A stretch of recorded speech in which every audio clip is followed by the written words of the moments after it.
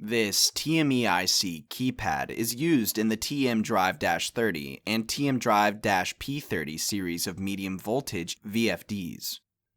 These keypads allow for the adjustment of settings for the motor controllers, and without a display, which is what is wrong with this unit, it would be very hard to make any changes and use the system properly.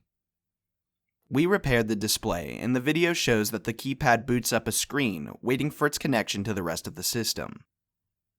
These motor control systems are used in large-scale mining applications, and anywhere else large amounts of power are required, such as rock moving and crushing.